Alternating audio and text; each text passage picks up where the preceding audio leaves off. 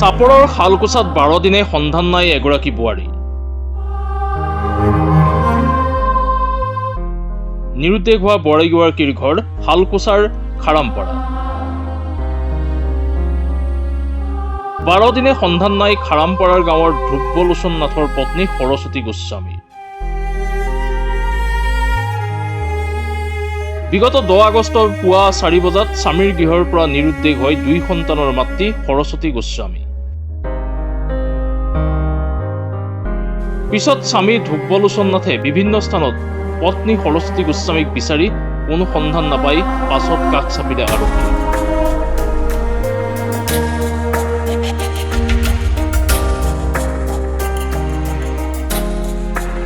ঘটনাৰ সন্দৰ্ভত ইতিমধ্যে শালকোচা আৰক্ষী চকীত দাখিল কৰিছে এজাহাৰ।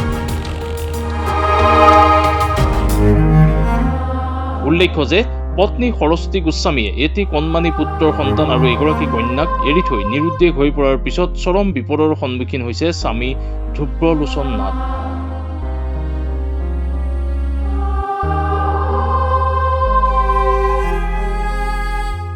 এতিয়া কণ 2 সন্তানক লৈ পত্নীক বিচাৰি পথে পথে ঘূৰিছে দুৰ্ভগীয়া স্বামী ধ্ৰুৱলোচন নাথ।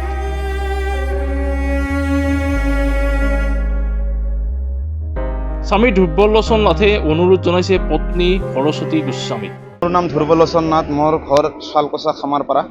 মোৰ মিছেছ 10 তাৰিখে ৰাতিপুৱা ঘৰৰ পৰা নিৰুদ্দেশ হয়। তাৰপিছত মই আত্মীয় স্বজন তাৰ মা দেউতাকৰ ঘৰত ডিছপ'জ কৰোঁ। তাক মই ক'তো বিচাৰি নাপালোঁ। বিচাৰি নাপোৱাৰ পিছত মই শালকোচা আৰক্ষী থানাত এখন এজাহাৰ দাখিল কৰোঁ। কণ ল'ৰা ছোৱালী এৰি যায়। আপোনালোকে যদি ক'ৰবাত দেখা পায় ওচৰত থানাত জনাব, নাইবা মোৰ মোবাইল নম্বৰত কল কৰিব। মোৰ মোবাইল নম্বৰ 6000379056। আৰু মোক ক'ত নাথাকা কিয় মোৰ ল'ৰা ছোৱালী দুটাৰ কাৰণে আহক, মোক কাৰণে নাহিলেও মোৰ ল'ৰা ছোৱালী দুটাৰ কাৰণে এবাৰ আহক। 2 সন্তানৰ মুখলৈ চাই পুনৰ ঘৰলৈ উভতি আহক।